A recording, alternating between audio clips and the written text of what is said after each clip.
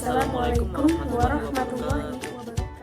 Perkenalkan, kami dari kelompok 1, kelas 1B, dengan mata kuliah Metode Studi Islam. Jadi, pada kesempatan kali ini, kami akan membahas tentang pendekatan secara teologis dan normatif. Untuk penjelasan lebih lanjutnya, simak video berikut ini. Perkenalkan, nama saya Arif Rashidi. Saya akan membahas pengertian pendekatan teologis normatif. Pengertian pendekatan teologis normatif. Pendekatan teologis menekankan pada simbol-simbol keagamaan atau bentuk formal, di mana masing-masing simbol-simbol keagamaan tersebut mengklaim dirinya sebagai yang paling benar. Pendekatan teologis dalam memahami agama cenderung bersifat tertutup. Tidak ada dialog, parsial, saling menyalahkan, sehingga pada akhirnya terjadi pengkotakan-kotakan umat dan tidak terlihat adanya kepedulian sosial. Dalam pendekatan teologis, agama dilihat sebagai suatu kebenaran mutlak dari Tuhan, tidak ada kekurangan sedikit pun dan bersifat ideal. Adapun pendekatan normatif diartikan sebagai hal-hal yang mengikuti aturan atau norma-norma tertentu. Dalam konteks ajaran Islam, pendekatan normatif merupakan ajaran agama yang belum tercampur dengan pemahaman dan penafsiran manusia. Pendekatan normatif mengasumsikan seluruh ajaran Islam dalam Al-Quran, hadis, dan ijtihad sebagai suatu kebenaran yang harus diterima dan tidak boleh diganggu-gugat.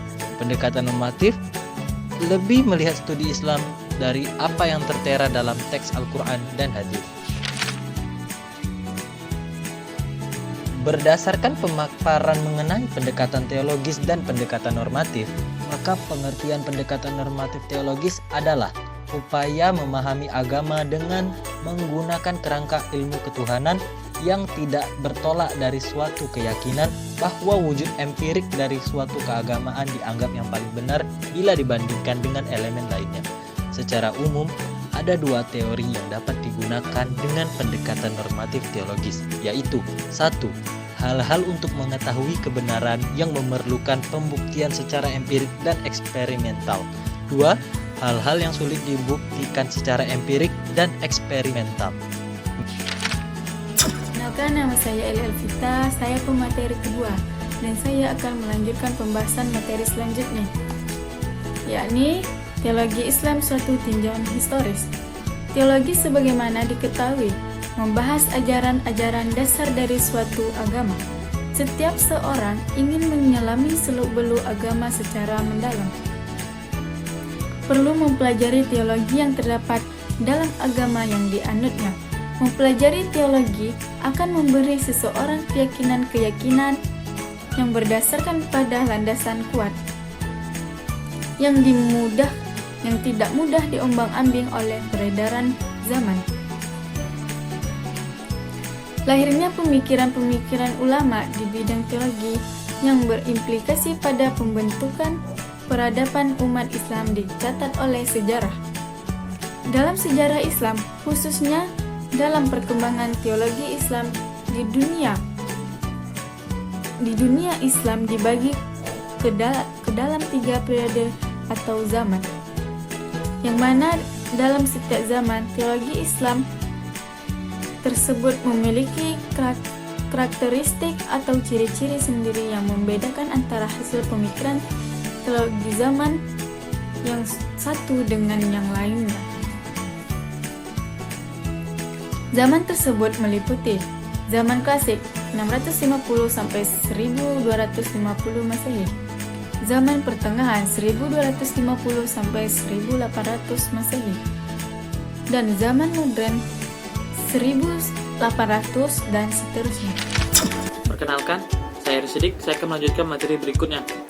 Jadi, saya akan membawakan tentang ciri dan aplikasi pendekatan teologi normatif. Jadi, pendekatan teologi normatif mempunyai ciri-ciri yang melekat sebagai sebuah pendekatan yang terdiri atas: pertama, loyalitas terhadap diri sendiri. Loyalitas terhadap diri sendiri timbul bila kebenaran keagamaan dimaknai dengan kebenaran sebagaimana dipahami oleh pribadi itu sendiri. Kebenaran sebagaimana diyakini oleh seseorang merupakan kebenaran yang tidak bisa lagi diungkit-ungkit. Sebagai konsekuensinya, kebenaran yang ditunjukkan oleh orang lain akan dianggap kurang benar atau salah sama sekali. Yang kedua, komitmen. Pendekatan teologis normatif menghasilkan individu yang berkomitmen. berkomitmen tinggi terhadap kepercayaan. Individu yang meyakini suatu kebenaran akan siap berjuang mempertahankannya, serta siap menghadapi tantangan dari pihak-pihak lain yang mencoba menyerang kebenaran yang telah diyakini secara mutlak. Yang ketiga, dedikasi. Hasil dari loyalitas dan komitmen yang besar akan menghasilkan dedikasi yang tinggi dari penganut agama sesuai dengan kebenaran yang diyakini. Dedikasi itu diwujudkan dalam bentuk ketaatan terhadap ritual keagamaan, antusias dalam menjalankan keyakinan dan menyebarkannya, serta kerelaan untuk berkorban demi pengembangan keyakinan yang dianut. Pendekatan teologis normatif dalam aplikasinya tidak menemui kendala yang cukup berarti ketika dipakai untuk melihat dimensi Islam yang bersifat koti. Persoalan justru akan semakin rumit ketika pendekatan ini dihadapkan pada realita dalam Al-Quran maupun hadis yang tidak tertulis secara eksplisit. Namun, kehadirannya diakui dan diamalkan oleh komunitas tertentu secara luas. Contoh yang paling konkret adalah adanya ritual tertentu dalam masyarakat yang sudah menjadi tradisi turun-menurun, seperti tahlilan atau kenduri. Perkenalkan, saya Mira materi selanjutnya, yakni aplikasi pendekatan teologis normatif dalam studi Islam. Islam sebagai agama yang berisi tentang ajaran-ajaran, norma, dan dogma tentunya dapat juga dipahami dengan pendekatan normatif.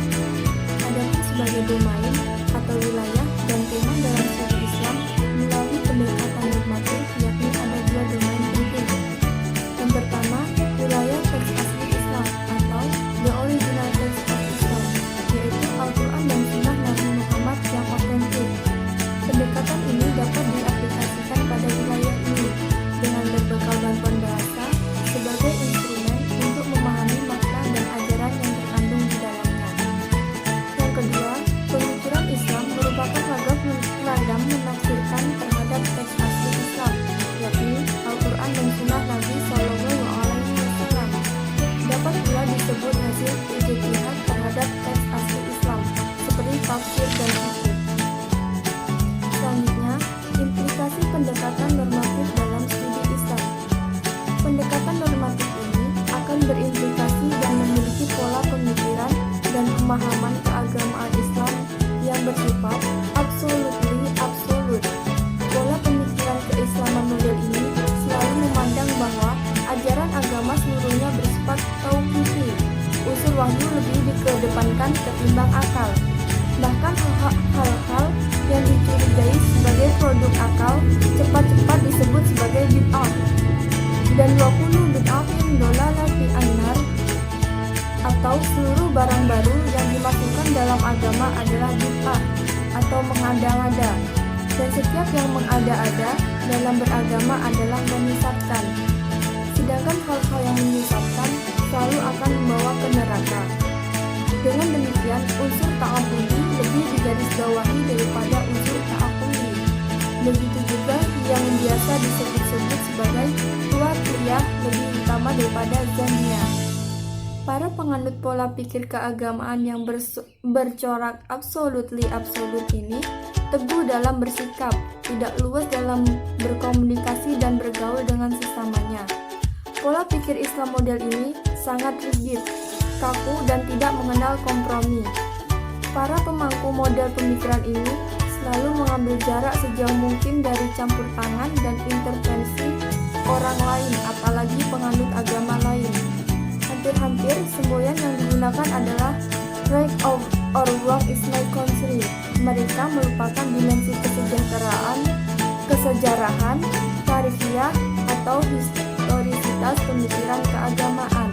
Pendukung pola pemikiran ini mudah terjebak pada prosesi takdis al-afkar al-diniyah, yakni sakralisasi pemikiran keagamaan. Perkenalkan, nama saya Nurul Akila sebagai pemateri kelima. Baiklah, langsung saja saya akan membawakan materi tentang pendekatan teologis normatif ke pendekatan multidimensional, sebuah kesadaran baru keberagamaan manusia di era pluralitas agama. menurut Sayyid Hussein Nafs tahun 1988, agama sebagai living history, untuk tidak hanya terbatas pada persoalan masa lampau yang mengambil bentuk dalam berbagai dimensi menjadi sudut telaah studi agama-agama lewat pendekatan keilmuan empiris. Untuk tidak mengatakan hanya terbatas pada pendekatan doktriner normatif. Namun dalam perkembangannya lebih lanjut, pendekatan keilmuan empiris ini kadang telah jauh melewati batas kewenangannya.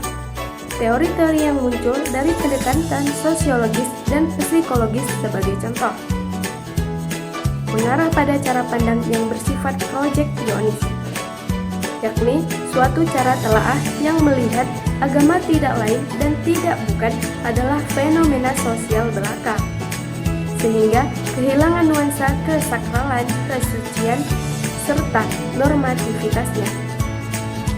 Agama tercerabut dari normativitas, kesakralan, dan kesucian keilahiannya. Dalam masyarakat Indonesia yang majemuk keberagamaannya, kerjasama antara kedua jenis pendekatan agama, yakni pendekatan agama yang bersifat teologis normatif dan pendekatan agama yang bersifat historis empiris, sangatlah diperlukan.